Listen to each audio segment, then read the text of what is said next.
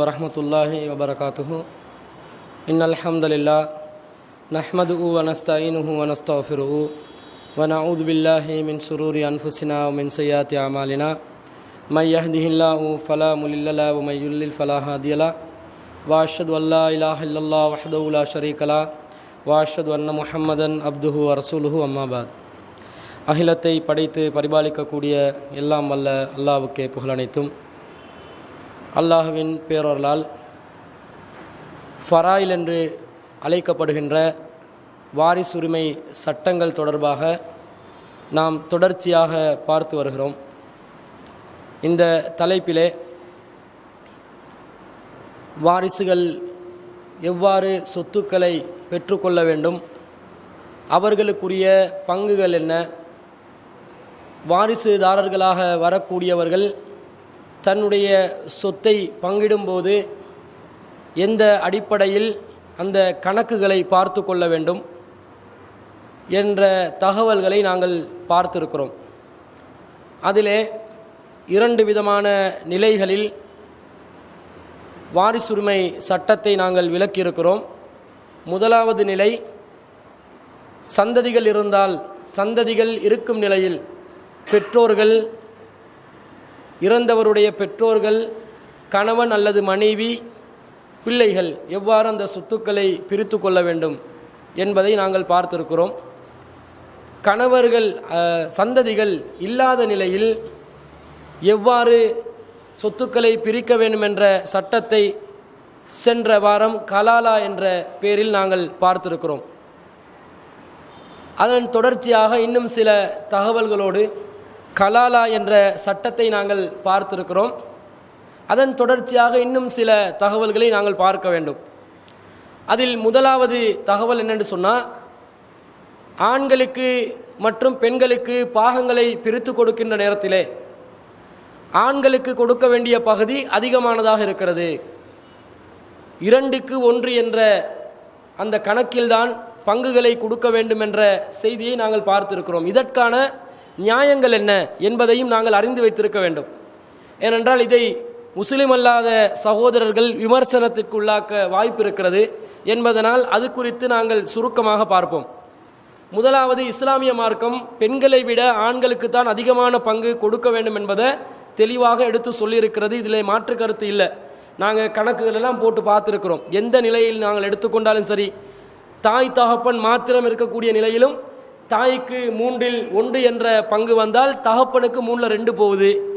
சந்ததிகள் இருக்கக்கூடிய நிலையில் சகோதரர்கள் சகோதரிகளாக இருந்தால், சந்ததிகள் ஆண் பிள்ளை பெண் பிள்ளையாக இருந்தால் அவர்களுக்கும் பாகம் கொடுக்கின்ற நேரத்தில் ஆணுக்கு 2 பாகம் பெண்ணுக்கு 1 பாகம் என்று போகுது. அதே மாதிரி சந்ததிகள் இல்லாத நிலையில், தந்தையும் இல்லாத நிலையில் ஹலாலாவாக சகோதர சகோதரிகள் பங்குகளை பெற்றுக்கொள்வதாக இருந்தாலும் சகோதரர்களும் சகோதரிகளும் கலந்திருந்தால் ஆணுக்கு கொடுக்குற பங்கு போல 2 பங்கு, பெண்ணுக்கு கொடுக்குற பங்கு போல 2 பங்கு ஆணுக்கு என்ற விதத்தில் தான் அல்லாஹ் என்ன செஞ்சுக்கிறான், எல்லா இடத்துலையும் இந்த சட்டத்தை வச்சிருக்கிறான். அதுபோல கணவன் மனைவிக்கு கிடைக்கக்கூடிய பங்குல கூட அல்லாஹ் என்ன பண்ணுறான், சந்ததிகள் இருக்கின்ற நிலையில் கணவனுக்கு 4:1 சொன்னால் இல்லாத நிலையில் 2:1 அரைவாசி காவாசி என்று கொடுக்குறான். மனைவிக்கு கொடுக்குற நேரத்தில் அரைக்காவாசி அரைவாசி என்ற மாதிரி அல்லாஹ் என்ன செய்கிறான், அரைக்காவாசி காவாசி என்று சொல்லக்கூடிய நிலையில் 8:1 4:1 என்ற விதத்தில் கொடுக்குறான். எந்த இடத்திலும் ஆணை விட பெண்ணுக்கு கம்மியாகத்தான் அல்லாஹ் என்ன செய்கிறான், பங்கு கொடுக்கிறத நாங்கள் பார்க்குறோம். அன்பிற்குரிய சகோதரர்களே, இதற்கு இஸ்லாமிய மார்க்கத்திலே பல நியாயமான காரணங்களை கூறியிருப்பதை நாங்கள் அறிந்து வைத்திருக்க வேண்டும்.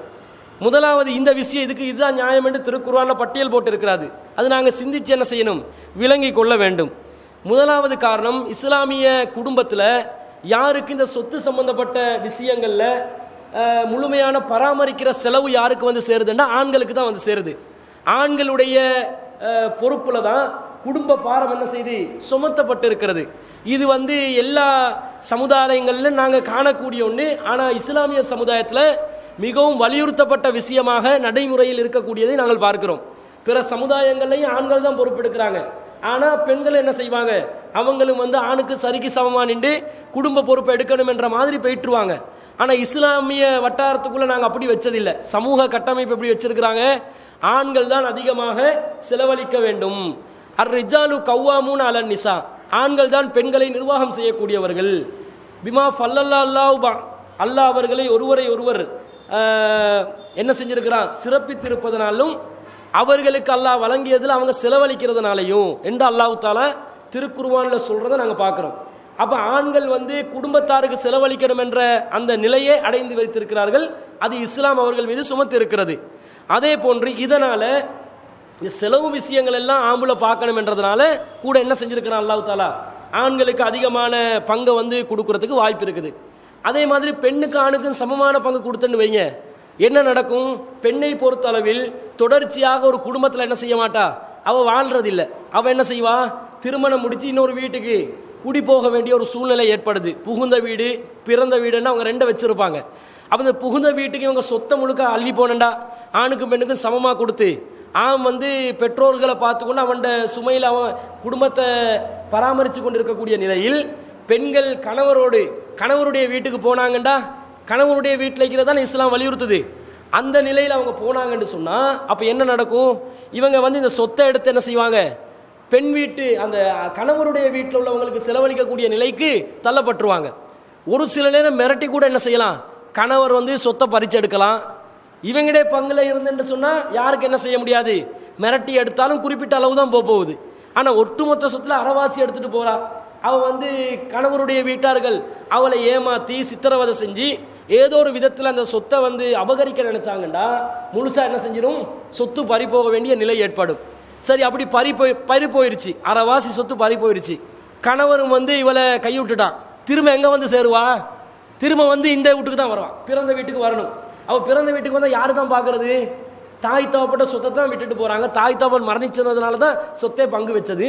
இப்போ தாயும் இல்லை தகப்பனும் இல்லை, அல்லது தாய் இருப்பாங்க அல்லது தகப்பன் இருப்பாங்க. ஏதோ ஒரு விதத்தில் திரும்ப யாருக்கு சுமம் சேருது, திரும்ப சகோதரனுக்கு தான் சேருது. அவன் தான் பார்க்க வேண்டியதாக இருக்குது. அப்போ இந்த மாதிரி ஒரு நிலையும் இஸ்லாம் என்ன செய்யுது, கவனத்தில் கொள்ளுது. அதே மாதிரி இஸ்லாம் பார்க்குது குடும்பத்துக்குள்ளேயே சொத்து ரொட்டேஷன் ஆகினா நல்லாமெண்டு. வெளியில் போகிறத விட குடும்பத்துக்குள்ளே ரொட்டேஷன் ஆகினா இவங்களுடைய குடும்பத்துக்குள்ளேயே இந்த பங்கு விகிதாசாரம் அதிகமான அளவில் அது சுற்றி இருந்துச்சுன்னு சொன்னால் அது என்ன செய்யும், இந்த குடும்பத்தை தொடர்ச்சியாக செழிப்பான நிலையில் கொண்டு போகிறதுக்கு அது உதவும். அதையும் பார்க்குது. அப்பயும் என்ன செய்யுதுண்டா, 2 மடங்கு தான் கொடுக்குது. இவங்களுக்கு 33%, 66% ஆணுக்கு கிடைக்குது. ஒரு 33% போகிறது பரவாயில்லை, வெளியில் போனாலும் அது வேஸ்ட் ஆனாலும் அறவாசிக்கு மேலே எங்கட கையில் சொத்து வைக்க தானே செய்யுது குடும்பத்தில் என்ற நிலையில் கூட இந்த பங்கு விகிதாசாரத்தை என்ன செஞ்சுருக்கலாம், இஸ்லாம் கொடுத்துருக்கலாம். அதை நாங்கள் பார்க்கிறோம். அதே போல் இந்த பெண்களுக்கு நீங்கள் குறைச்சி கொடுக்குறதா நினைக்கிறீங்க. அதிகமான வீடுகள் என்ன நடக்குது நடைமுறையில், பெண்களுக்கு தான் நகைகள் எல்லாம் செஞ்சு போடுவாங்க. அது சொத்து இல்லையா, நகைன்றது ஒரு கிஃப்டாக கொடுத்துருவாங்க, அல்லது குழந்தைக்கு அலங்கரிக்கிறதுக்காக ஒரு ஆபரணம் கொடுத்துருவாங்க. அது அலங்காரத்துக்குரிய பொருளாகவும் இருக்கிறது, அது எதுவாகவும் இருக்கிறது, அது ஒரு சொத்தாகவும் இருக்குது. நிறைய கணவர்மார்கள்ட்ட கண்ணைக்கும் எங்கே நகையில் தான் கொண்டாட்டிட, நகை எங்கடா கையை வைக்கிறது, எப்படி தான் பிஸ்னஸுக்கு கறக்கிறது என்றதில் தான் கண்ணும் கருத்தும் வைப்பான். இவன் உழைப்பே செஞ்சிக்க மாட்டா, எந்த முயற்சியும் செஞ்சிக்க மாட்டா. சாதாரண ஒரு வீட்டில் ஒரு சாதாரண மகளாக தான் இருந்திருப்பான். ஆனால் பல நகைகளுக்கு பல பவுன்களுக்கு சொந்தக்காரியாக இந்த பெண் குழந்தைகள் இருப்பாங்க. அப்போ இந்த வகையில் பார்த்தாலும் பெண்களுக்கு அதிகமாக பங்கு போகிறது நியாயம் இல்லைண்டு இஸ்லாம் என்ன செய்து பார்க்குது. இன்னும் சிந்திச்சு பார்த்தா பல நியாயங்களுக்கு என்ன செய்யலாம், விலையும் கொள்ளலாம். இதுதான் என்று பட்டியல் போட்டு இஸ்லாம் சொல்லவில்லை. ஆனால் இதில் உள்ள நியாயத்தை நாங்கள் என்ன செய்யணும், விளங்கணும். இது ஒன்றாச்சா. அடுத்ததா நாங்கள் அறவாணிகளுக்குரிய சட்டம் என்னன்றதை பார்க்கணும். ஆணுக்கு கொடுக்கணும் பெண்ணுக்கு கொடுக்கணும்னு சொன்னால் இவன் என்ன செய்வான், அப்போ எங்கட பங்கு என்னன்னு கேட்டுருவான். இப்படி இருக்குதா இல்லையா, ஆணும் இல்லை நாங்கள் பெண்ணும் இல்லை, அது ஆணுக்கு டாய்லெட் இருக்குது பெண்ணுக்கு டாய்லெட் இருக்குது, எங்களுக்கு எங்கடா டாய்லெட்டுன்னு கேட்டானோலாம் இல்லையா, இந்த மாதிரி வந்துடக்கூடாது. அப்போ இதில் என்ன மார்க்கம் பார்க்கக்கூடிய நிலைப்பாடு, ஏன்டா அவங்களுக்கு தனி சபைகள், தனி இயக்கங்கள், தனி சட்டங்கள் இதெல்லாம் உருவாகிற காலமாகிக்குது இது. அதனால் இதை நாளைக்கு ஒரு ஆர்குமெண்ட்டாக வச்சு நாங்கள் ஆம்பளையும் இல்லை பொம்பளையும் இல்லை, இப்போ எங்களுக்கு என்ன சட்டம் சொல்லு, இப்படி கேட்டுடலாம். அப்போ இதுக்கு இஸ்லாமிய பார்வை என்னன்றதையும் நாங்கள் தெரிஞ்சு வச்சுருக்கணும். அதுக்கு என்ன இஸ்லாமிய சட்டம் என்று சொன்னால், இவர்கள் உணர்ச்சி ரீதியான அவர்களுடைய உணர்வுகள் சம்பந்தப்பட்ட விஷயங்களில் பெண்களுடைய அந்த விஷயத்தில் வந்து அதிகமாக அவங்க அந்த உணர்ச்சி தான் இருக்குமே தவிர உடல் ரீதியாக வந்து இவங்க ஆண்கள் தான் என்றதில் யாருக்குமே எந்த சந்தேகமும் இருக்கக்கூடாது. அவர்கள் ஆண்கள் தான், உடல் ரீதியாக ஆண்கள். அவங்கள என்ன செய்ய பார்ப்பாங்கண்டா, இந்த மாதிரி பெண்களாக வந்து ஒப்பனை செஞ்சு கொள்ள பார்ப்பாங்க. ஒப்பனை செய்து கொள்வது, பெண்களை போன்று நடந்து கொள்வது, இதுக்கு முயற்சி செய்வாங்களே தவிர சாரியை கெட்ட பார்ப்பான், அந்த விக்கை கொண்டாந்து வைக்க பார்ப்பான், அல்லது முடியை வளர்க்க பார்ப்பான், அல்லது வந்து லிப்ஸ்டிக்கை பூச பார்ப்பான், அல்லது பொம்பளை போல என்ன செய்வாங்க, பொம்பளை வெட்டி நடக்கிற மாதிரி நாங்களும் வெட்டி நடக்கணும், இது சமுதாயத்தில் உள்ளது, இந்த மாதிரி செஞ்சு கொள்வோம் என்று பார்ப்பான். அதிகமாக பெண்களோட சகவாசத்தை வச்சு கொள்வான்.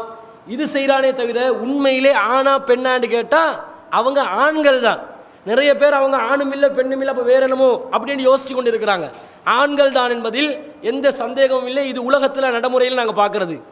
இவர்கள் ஆண்கள் தான் என்று நபிகள் நாயகம் ஸல்லல்லாஹு அலைஹி வஸல்லம் அவங்களும் என்ன செஞ்சாங்க சொல்லியிருக்கிறாங்க. புகாரியில் 5235வது ஹதீஸ்ல, லா யதுகுலன் ஆதா அலைக்குன்ன, இவர்கள் வந்து உங்கள் மீது என்ன செய்யக்கூடாது, உங்களிடம் நுழையக்கூடாது, உங்ககிட்ட வரக்கூடாது என்று ரசூலுல்லா ஆயிஷா ரலியல்லாஹு அன்ஹாக்கும் அந்த பெண்களுக்கும் சொல்றாங்க.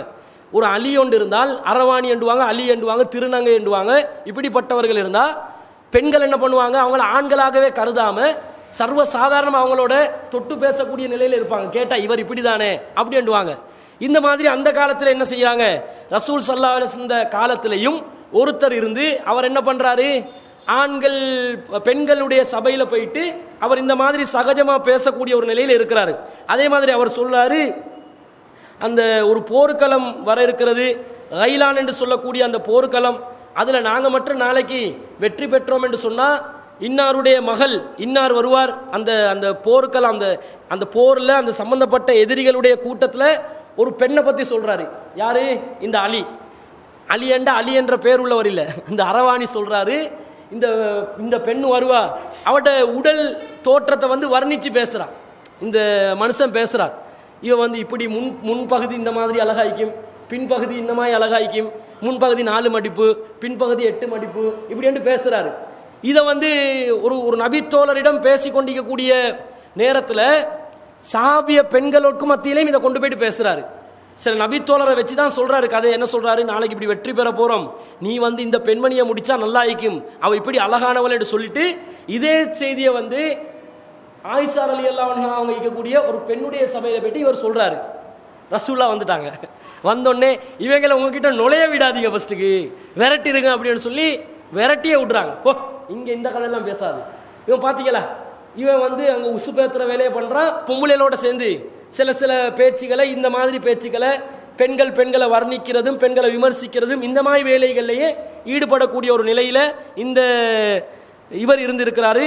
அது புகாரில் 5235 பார்க்குறோம். அதே மாதிரி நபி ஸல்லல்லாஹு அலைஹி வஸல்லம், லானன் நபி ஸல்லல்லாஹு அலைஹி வஸல்லம் அல் முத்தஹன்னஸீன், அல்லாஹ்வின் தூதர் ஸல்லல்லாஹு அலைஹி வஸல்லம் அவர்கள் ஆண்களை போல் ஒப்பனை செய்து கொள்ளக்கூடிய பெண்களையும், மினர் ரிஜாலி வல் முத்தரஜ்ஜிலாதி, பெண்களை போன்று ஒப்பனை செய்யக்கூடிய ஆண்களையும் சபித்திருக்கிறார்கள். இந்த மாதிரி ஆட்களை வந்து சபிக்கிறாங்க. ஆண்களை போல பெண்கள் நடக்கிறது, பெண்களை போல ஆண்கள் நடக்கிறது ரசூல்லா சபிச்சிருக்கிறாங்க. வகால அஹ்ரிஜூஹும் மின் புயூத்திக்கும், அவர்களை உங்களுடைய வீடுகளில் இருந்து வெளியேற்றுங்கள், அவங்கள வந்து வச்சிடாதீங்க அப்படின்னு சொல்லியே அந்த அரவாணிகளாக இருக்கக்கூடியவர்களை வீட்டிலேருந்து துரத்துருங்க, சகஜமாக அவங்களோட பேசாதீங்க, ஏனே ஆண்கள் பார்க்குற மாதிரியே பாருங்க. இதுக்காக நபி ஸல்லல்லாஹு அலைஹி வஸல்லம் சொன்ன செய்தியை இதே புகாரில் 5886வது ஹதீஸில் நாங்கள் பார்க்குறோம். இந்த செய்தி சொன்ன உடனே உமர் ரலியல்லாஹு உடனே ஒருத்தரை விரட்டி விட்டுறாரு. அவர்கிட்ட வேலை என்னது, அவர் ஸ்ட்ராங்காக இருப்பாரா இல்லையா, உடனே ஒருத்தர் வீட்டில் வந்து இப்படி பேசி கொண்டிருக்கிறத பார்த்து உடனே கெட் அவுட், இந்த இடத்துல உனக்கு இடம் இல்லை, வேலை இல்லை, நீ என்ன இங்கே பண்ணுறான்னு சொல்லி விரட்டி விட்ட செய்திகளை அந்த ஹதீஸில் பார்க்குறோம். அதே மாதிரி சிலவங்க காணாமல் போவாங்க. இது அரவாணிகளுடைய சட்டம். இவர்கள் ஆண்கள் தான், அப்போ இவங்களுக்கு கிடைக்கக்கூடிய பங்கு ஆண்களுக்கு கிடைக்கக்கூடிய பங்கு தான் கிடைக்கணும். அதே மாதிரி காணாமல் போகிறாங்க. ஒருத்தர் வந்து போனார், சில்லாவுண்ட முடிச்சு வரேன்னு போனவர் இன்னும் காணாம, 40 நாள் ஆகுது, 4 மாதம் ஆகுது, எல்லாம் முடிஞ்சு 1 வருஷம் ஆகுது, ஆள்ட அட்ரஸே இல்லை. இப்போ என்ன பண்ணுறது, இந்த மாதிரி ஆக்கள்கிட்ட நிலை என்ன, எப்படி இவங்களோட சொத்து இந்த நிலையில் இவர்கிட்ட வந்து இவர் வாரிசாக பெறக்கூடிய ஒரு நிலைக்கு வாராரு. இவர்கிட்ட தகப்பன் மரணிக்கிறார், அல்லது தாய் மரணிக்கிறாங்க, அல்லது மனைவி மரணிக்கிறாங்க. இந்த மாதிரி நிலையில் இவருக்கு சொத்து வந்து சேரணும். எப்படி இந்த சொத்துக்கு இவர் வாரிசாக மாறுறது? அப்போ வாரிசாக இவரை ஏற்றுக்கொள்றதா இல்லையா? என்ற சந்தேகம் வரலாமா இல்லையா? இந்த சந்தேகம் வரலாம். இப்போ இஸ்லாம் எப்படி பார்க்க சொல்லுதுண்டா, காணாமல் போனண்டா ஒன்று காணாமல் போனவர் வந்து மரணிச்சிருக்கலாம் அல்லது உயிரோடு வாழலாம். இந்த ரெண்டு நிலை மிகுது. இந்த மரணத்திலையும் ரெண்டு நிலை இது. மரணிச்சிருக்கலாம், இந்த வாரிசுதாரர் மரணிப்பதற்கு முன்னால் மரணித்திருக்கலாம், அல்லது வாரிசுதாரர் மரணிப்பதற்கு பின்னால் மரணித்த பின்னால் மரணித்திருக்கலாம். அதாவது இந்த சொத்துக்கு உரிமையாளர் மரணிப்பதற்கு முன்னால் மரணித்தாருண்டா இவர் வாரிசாக வர முடியாது. ஏண்டா அவர் உயிரோடு இருக்கிறாரு, அவரோட சொத்தை இன்னும் பங்கிடவே இல்லை, அதுக்கிடையில் மரணிச்சிட்டாரு, செய்ய வழி இல்லை. இந்த மாதிரி ஒரு நிலை இல்லை. அவருடைய வாரிசு இந்த சொத்துக்கு உரிமையாளர் உயிரோடு இருக்கிறாரு, உயிரோடு இருக்கக்கூடிய நிலை மரணிச்சிட்டாரு, மரணிக்கக்கூடிய நிலையில் இவர் காணாமல் போயிட்டார், இவர் இருக்கிறாரா இல்லையான்னு தெரியாது. இப்போ என்ன பண்ணுறதுன்னு கேட்டால், ஃபஸ்ட்டுக்கு வந்து இவரை மரணிச்சாரண்டே ஒரு முடிவொன்று எடுக்கலுமா ஏலா.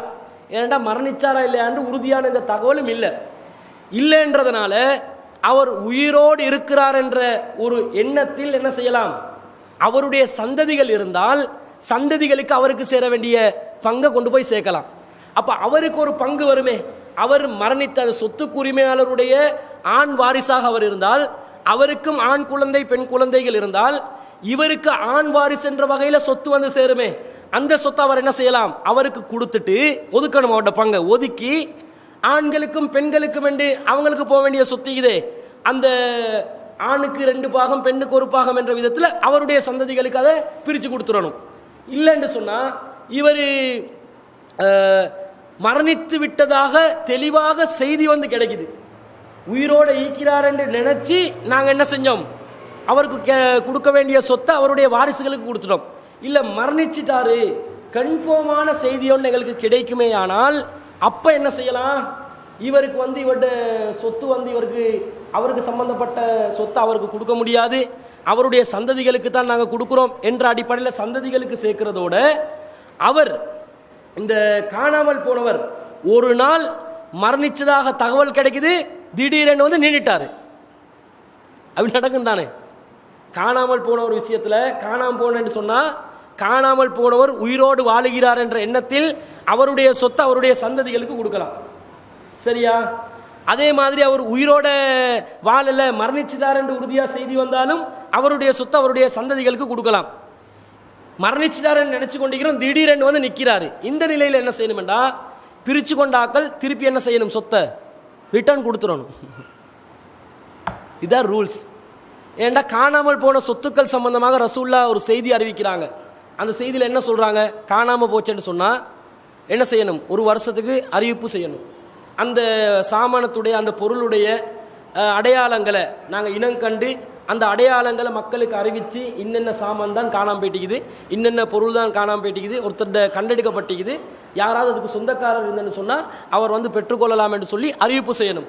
ஓராண்டு காலம் அறிவிப்பு செய்யணும். ஓராண்டு காலம் அறிவிப்பு செஞ்சும் அந்த அறிவிப்புக்கு யாருமே வந்து சொந்தம் கொண்டாடலைன்னு சொன்னால் அந்த சொத்தை முழுமையாக என்ன செய்யலாம், அந்த சம்பந்தப்பட்டவர் அதை கண்டெடுத்தவர் வந்து பயன்படுத்தி கொள்ளலாம். தற்சமயம் அவர் திரும்பி வந்தால் நபி ஸல்லல்லாஹு அலைஹி வஸல்லம் சொல்கிறாங்க, ஃபஅத்தஹா இலைஹி, அவரிடம் அதை திருப்பி கொடுத்து விடுங்கள். இந்த நிலையில்தான் இஸ்லாம் என்ன செய்து காணாமல் போனவருடைய சொத்துக்கு உரிமை கொண்டாட முடியும் என்று சொல்லுதண்டா. அவர் காணாமல் போயிட்டாரு மரணிச்சிட்டார் என்ற ஒரு நிலையை கருதி அந்த சந்ததிகள் பிரித்து கொண்டாலும் சரி, அவர்கள் சந்ததிகள் இல்லாத நிலையில் அந்த ஏனைய பங்குதாரர்கள் பிரித்து கொண்டாலும் சரி, அவங்க திருப்பி வந்துட்டாங்கண்டா அவருக்கு கொடுக்க வேண்டிய பங்கை இவங்க எல்லாரும் திரும்ப கணக்கு பார்த்து அவருக்கு சேர வேண்டியது. தன்னுடைய இந்த சொத்துக்கு உரிமையாளர் மரணிக்கின்ற நேரத்தில் இருந்த சந்ததிகளை கணக்கு வச்சு, அந்த டைமில் இருந்த சொத்தை கணக்கு வச்சு, அப்போ எங்களுக்கு கிடைச்ச பங்கை கணக்கு வச்சு, அப்போ இவர் இருந்தால் இவருக்கு எவ்வளோ பங்கு போகணுமோ அந்த பங்கு என்ன செய்யணும், கொடுத்துடணும். இவருடைய பங்கை பிரிச்செடுத்திப்பாங்களே சகோதரர்கள் சகோதரிகள், இவரோட கூட இருந்த சகோதரிகள் பிரிச்செடுத்திப்பாங்க, அல்லது மரணித்தவருடைய மனைவி அதாவது இவருடைய தாயார் என்ன செஞ்சிருப்பாங்க, இதை பிரிச்செடுத்திருப்பாங்க, அல்லது இவருடைய தாயிட தாய், இறந்தவருடைய தாய் இவருடைய தாயிட தாய், ஏதோ ஒரு விதத்தில் வரலாம், அவங்க பிரிச்செடுத்திருப்பாங்க. அவங்க பிரிச்செடுத்து கொண்ட விதத்தில் அதை திருப்பி கொடுத்துடணும். 8ல் 1 எடுத்தாங்கடா 8ல் 1 அவங்க ரிட்டர்ன் பண்ணிடணும், 6ல் 1 எடுத்தாங்கடா 6ல் 1 ரிட்டர்ன் பண்ணணும், 2ல் 1 எடுத்தாங்கடா 2ல் 1 ரிட்டர்ன் பண்ணிடணும். இந்த நிலையில் திருப்பி கொடுத்துடணும் என்ற செய்தியை பார்க்குறோம். அப்போ இந்த செய்தி முஸ்லீமில் 3549வது செய்தி, திருப்பி கொடுத்துடணும் என்றது கண்டெடுக்கப்பட்ட பொருள். இது நாங்கள் வாரிசுரிமை சட்டத்தில் பார்க்க வேண்டிய ஒரு சில செய்திகள். அடுத்தது இன்னொரு முக்கியமான செய்தி இருக்குது. அது என்னன்னு சொன்னால், அல் மஸ்அலத்தானில் உமரியத்தான் என்று சொல்லக்கூடிய உமர் ரலியல்லாஹு அவர்களுடைய காலத்தில் ஏற்பட்ட ஒரு சட்டம் சம்பந்தப்பட்ட ஒரு கருத்து. இது சம்பந்தமாக நாங்கள் பார்க்கிறோம்.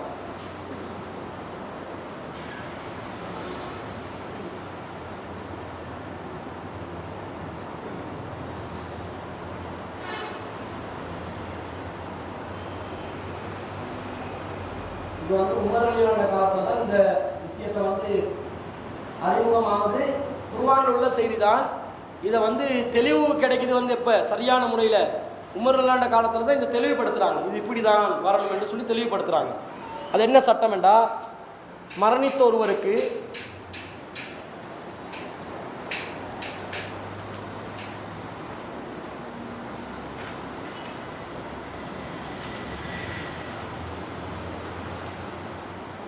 ஒரு பெண் இறக்கிறார். இந்த பெண்ணுக்கு கணவன், தாய், தந்தை, சந்ததிகள் இல்லை.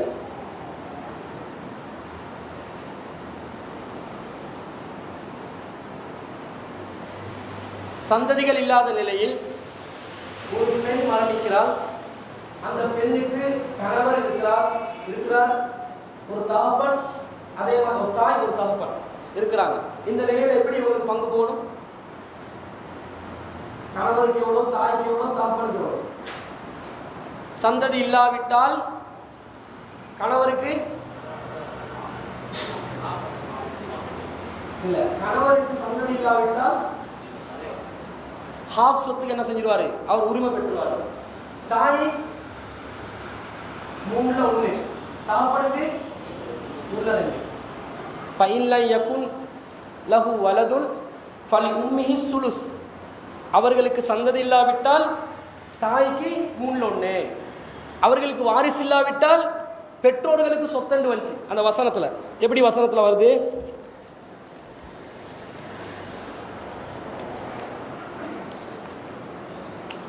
வசனத்தை பாருங்க. ஃபைன்லம் யகுன் லஹு வலதுன் வ வரிசஹு அபவாஹு. அவர்களுக்கு சந்ததி இல்லாவிட்டால் அவர்களுடைய சொத்துக்கு யார் சொந்தக்காரர்?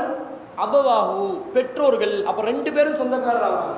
சந்ததி இல்லாட்டி பெற்றோர்கள் சொந்தக்காரர் ஆவாங்க. இவர் வாரதுனால அவர்கிட்ட பங்கு என்ன செஞ்சணும்? கொடுத்துடணும். அப்ப இவங்க சொந்தக்காரர்களா இருக்கிறாங்க. அப்ப எப்படி அவங்க சொந்தக்காரர் ஆவாங்க? ஃபலி உம்மிஹி சுலுசு. அவருடைய தாய்க்கு 3/1. பெற்றோர்கள் சொந்தக்காரர்கள் தாயில 3 கொண்டா, தாய் தாப்பன் 2 பேர் தான் இருப்பாங்க. 3/1 அவங்களுக்கு என்ன, 3/2 இவங்களுக்கு கண்டு. அது மறைமுகமான அர்த்தத்தை நாங்கள் விலகி கொள்ளணும். இதை என்ன பண்ணாங்கன்னு சொன்னா, ஆரம்பத்தில் இதை எப்படி நாங்கள் கணக்கு பார்க்கணும்? ஆரம்பத்தில் பார்த்த ஒரு முறை இருக்குது. அநேகமாக நாங்கள் அந்த முறையில் தான் பார்ப்போம். எப்படி பார்க்கணும் என்று சொல்லுங்க. 2/1, 3/1 பேலன்ஸை என்ன செய்யணும்? தகப்பனுக்கு கொடுத்துடணும். இப்படி தானே நாங்கள் பார்ப்போம், இப்படி தானே நினைப்போம். ஆனால் இப்படி பார்க்கக்கூடாதுன்னு உமர் ரலியல்லாஹு சொன்னாங்க.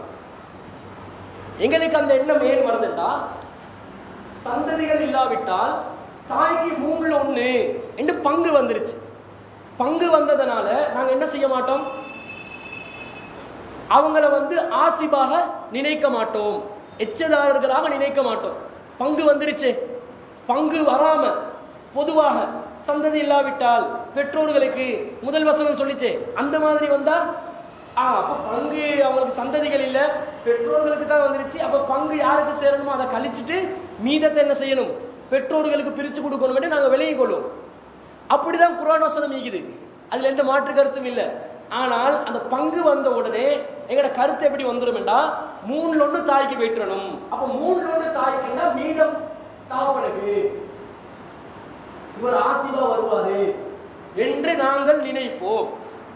ஆனா அப்படி வராது. அப்படி வந்தா என்ன விபரீதம் வரும் என்றதை தான் உமர் ரலியல்லாஹு தெளிவுபடுத்துறாங்க. எப்படி விபரீதம் வருதுன்னு பாருங்க. இவருக்கு மீதத்தை தான் கொடுக்கணும், இவருக்கு 2/1, சந்ததிகள் இல்லாத நிலையில் கணவர் இருந்தால் 2/1, அரைவாசி சொத்து அவருக்கு போகுது. தாய்க்கு 3/1. அப்ப 3/1 2/1 கணக்கு பார்த்து மீதமாகிறத தந்தைக்கு நாங்கள் கொடுத்தா சரி என்று நாங்கள் விளங்கினால் என்ன விபரீதம் வருதுன்னு பாருங்க. தாய்க்கு 3/1 இப்படி கணவருக்கு 2/1 எப்படி கணக்கு வருது? 6 போட்டா இங்க 3 இங்க 2, அப்ப 6ல 5 வருது. அப்ப மீதி தகப்பனுக்கு எவ்வளவு வருது? 6ல 1. இப்ப இதை நாங்க எப்படி எழுதுவோம்? கணவருக்கு சொத்துல எவ்வளவு கிடைக்குது? 6ல 3, அதாவது 50%. 6ல 3 என்ற 50% தானே, 2/1. தாய்க்கு எவ்வளவு கிடைக்குது? 6ல் 2, 6ல் 2 இல்லைண்டா 3ல் 1, 3ல் 1 33%. இப்ப தந்தைக்கு எவ்வளவு கிடைக்குது? 6ல் 1, 6ல் 1 எவ்வளவு? 16.6 அப்படி சதவீதம் வருது. இப்ப எங்க லாஜிக்கே மாறுது பாருங்க. தகப்பனுக்கு 1 மடங்கு, தாய்க்கு 2 மடங்கு. இப்படியா வரணும்? இப்ப எப்படி இஸ்லாம் சொல்லிச்சு? தகப்பனுக்கு 2 மடங்கு, தாய்க்கு 1 மடங்கு. அப்ப அதை எப்படி நாங்க கொடுக்கிறது? அப்ப இந்த நாங்க பங்கு என்ற வகையில கணவரோட சேர்த்து விட்டோம் என்றால் தாய தகப்பனுக்கு கிடைக்கிற பங்கு குறைகிறது. இது தகப்பனுக்கு செய்யக்கூடிய அநீதி. இப்படி நாங்க பார்த்துடக்கூடாது என்று இஸ்லாம் சொல்கிறது. அப்ப எப்படி பார்க்கணும்? எப்படி பார்க்கணும்னா, முதல்ல சந்ததி இல்லாத நிலையில் வரிசகு அபவாகு என்று வந்துச்சா அவர்களுடைய பெற்றோர்கள் தான் பங்கை பெறுவார்கள் என்று வந்து தாய்க்கு 3/1 என்று வந்துச்சுண்டா நாங்கள் எப்படி விளங்கணும்டா, இந்த தாய்க்கு நாங்கள் என்ன செய்வோம்? தகப்பனுக்கும் தாய்க்கும் மீதமுள்ள சொத்தை கொடுத்துருவோம். மீதமுள்ள சொத்துல 1 பங்கு தாய்க்கு, 2 பங்கு தந்தைக்கு என்று வர்றதா இருந்தால் ஒட்டுமொத்த சொத்துல கணவருக்கு ஹாஃப் போகணும். ஹாஃப் என்பது 50%. இதுல மாற்றம் செய்யல. எங்களுக்கு தாய்க்கு தகப்பனுக்கு குறைஞ்சதுனால இந்த சதவீதத்தில் எங்களுக்கு எந்த மாற்றமும் செய்யலாது. அது ஹாஃப் என்று சொன்னா ஹாஃப் போயிட்டே சேரணும். அவ தாய்க்கு தகப்பனுக்கு எப்படி? இங்க மதர், இங்க ஃபாதர், இவங்களுக்கு எப்படி போகணும்? இவருக்கு கொடுத்தது போக சொத்து மிஞ்சும் இல்லையா? மீதி 50%, 3/1 தாய்க்கு, 3/2 தகப்பனுக்கு. அப்ப 3/2 தகப்பனுக்கு என்ன எவ்வளவு வரும்? இங்க 33%, 66, இங்க 3/1 என்றது 33%. அப்ப 1 லட்சம் ரூபாய் இருந்தா இங்க என்ன நடக்கும்? 50% கணவருக்கு போகுது, 50,000 ரூபாய் பெற்றோம். தாய்க்கு 6ல் 2, 33%, 33,000 ரூபாய் தாய்க்கு போகுது. தகப்பனுக்கு 6ல் 1 16,000 ரூபாய் தகப்பனுக்கு போகுது. தாய்க்கு டபுள் பேட்டிக்குது. ஆனா இங்க என்ன நடக்குது? 1 லட்சம் ரூபாய் 50,000 ரூபாய் கணவருக்கு போயிட்டுரும். தாய்க்கு அந்த மீதமுள்ள 50,000 ரூபாயில பேலன்ஸ்ல 3ல் 1 பங்கு, 3ல் 2, 3ல் 2 16,000, 33,000. தாய்க்கு 16,000, 16,000, தந்தைக்கு 33,000. விளங்கிச்சா உங்களுக்கு? 50,000 கணவருக்கு கொடுத்த பிறகு 50,000 மீயும். அதுல 33% என்பது 16,000, அதுல 66% என்பது 33,000. அப்ப இங்க தகப்பனுக்கு 33,000, தாய்க்கு 16,000 போகக்கூடிய நிலையில் இப்படி கணக்கு பார்த்தா தகப்பனுக்கு 16,000, தாய்க்கு 33,000 போகுது. அதனால தான் இந்த முறை தவறு, நீங்க இப்படிதான் கணக்கு பார்க்கணும் என்று உமர் ரலியல்லாஹு அன்ஹு சொன்னாங்க. இப்ப அவங்க சொன்னது சரிதானே? அது எந்த வகையிலுமே தவறு இல்லைன்றதை நாங்கள் விளங்கிக் கொள்றோம். இதே மாதிரி மற்ற சைட்ல பாருங்க, கணவருக்கு பதிலாக மனைவி வா. மனைவி வந்தா என்ன நடக்கும்? இது ஒரு, இப்ப நான் ஏற்கனவே சொன்னது ஒரு சட்டம். இப்ப 2வதுக்கு போறோம். அதுதான் மசாலத்தானி. 2 மசாயில்களை பத்தி பேசுறாங்க. 2 முக்கியமான சர்ச்சைக்குரிய சட்டங்கள். 2ல முதலாவது சட்டத்தை பேசிட்டோம். இப்ப 2வது சட்டத்தை சொல்றாரு. இப்ப இங்க என்ன நடக்கும்? மனைவிக்கு எவ்வளவு வரணும்? சந்ததி இல்லாட்டி 4 சந்ததி இல்லாட்டி 4 திருமைகளை 4 வருது, இதுல 3 வருது. அப்ப இது 12ஆக பார்க்கணும். 12க்கு 4 3 3 12க்கு 3 4 3 4 8 8 3 11 12ல 11 அவங்களுக்கு பங்கு போகுது. 11 என்பது 12 3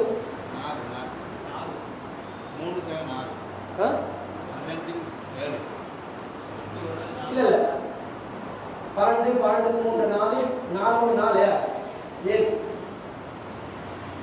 12 7 இந்த 12 7 இவருக்கு எவ்வளவு போகுது? 12 5 சரியா? இப்ப 12 3 12 4 பாப்பனுக்கு 12 5. இப்ப கிடைக்கக்கூடிய பங்குகளை பாருங்க. இவருக்கு எவ்வளவு கிடைக்குது? 12 3 சதவீத கணக்குல பார்த்தா 25%. 4 தானே? 4 25. 12ல 4 3ல 4ல உண்டா 3 என்றது 33%. தாப்பனுக்கு 12ல 5 என்றது எவ்வளவு வருது? இன்னும் குறையும் 40. இதுல தாயை விட கூட எடுத்தாலும் இந்த நிலையில் கிடைக்கக்கூடிய கணக்கை விட இவருக்கு குறையாதான் கிடைக்க போகுது. அதான் பிரச்சனை. இப்ப இங்க எப்படி கிடைக்க போகுதுன்னு பாருங்க.